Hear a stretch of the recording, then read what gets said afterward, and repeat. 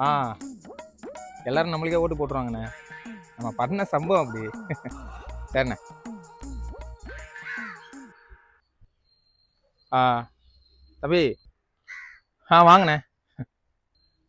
எல்லாருக்கும் 5000 அக்கௌண்ட் வந்துச்சுல்ல? வந்துச்சுண்ணே, 5000 வந்துச்சுண்ணே.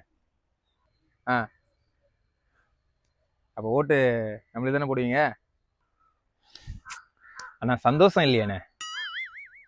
ஓ 1000 2000 போட்டிருந்தோம்ப்பா, 5000 போட்டிருக்கோம். சந்தோஷம் இல்லைன்ற? விலைவாசிலாம் ஏறி போச்சு. சரி இப்போ என்ன பண்ணணுன்ற? நீங்கள் என்ன பண்ணுறீங்க? அடுத்த மாதம் ஒரு 10000 போட்டு விட்ருங்க. 10000 ரூபாவா? யோ என்னப்பா அநியாயமாக கேட்குறியப்பா? 10000 ரூபா அண்ணே, ஸ்கூல் ஃபீஸ்லாம் வேறு கட்டணும், சம்மர் வெக்கேஷன் வேறு போகணும். அதனால் ஒரு 10000 போட்டு விட்ருங்க, சரிங்களா?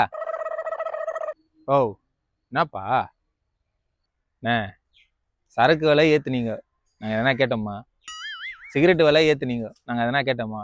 ஏன் பொம்பளைங்களுக்கு மட்டும் பஸ்ஸில் ஃப்ரீயாக டிக்கெட் கொடுத்தீங்க, அதனால் நாங்கள் எதனா கேட்டோம்மா? இப்போ தான் எங்கள் டைமு. சரி புரியுது, உன் கஷ்டம் புரியுதுப்பா. சரி அப்போ போட மாட்டீங்க அதானே? சரி ஓகே விடுங்க, நாங்கள் விஜய் நகை ஓட்டு போட்டுறோம். ஐயோ தம்பி இருப்பா, கொஞ்சம் யோசிக்க விடு. அதுக்குள்ளேயே இப்போதான் நாங்கள் நினச்சதை சாதிக்க முடியும். இப்போ நீங்கள் போட மாட்டீங்களா காசு? சரி விடுங்க, நாங்கள் விஜய் நகை ஓட்டு போட்டுறோம். தம்பி கொஞ்சம் யோசிக்க விடுப்பா, அதுக்குள்ளேயே நீ ஏன்பா மைண்டு மாறுது? சரி ஏத்துறீங்களா? சரிப்பா, நான் பார்க்குறேன். சரியா, நான் பார்க்குறேன், அடுத்த மாதம் தானே. சரி நான் பார்க்குறேன். சரி நீ நம்மளை நோட் பண்ணி வச்சுக்க, சரியா? மறக்காத, நம்ம தான். உங்களை நம்பி தான் போகிறேன். நீங்கள் காசு அக்கௌண்ட்டில் போடல, நாங்கள் விஜய் நகை ஓட்டு போட்டுருவோம், பார்த்துங்க, சொல்லிட்டேன் நான்.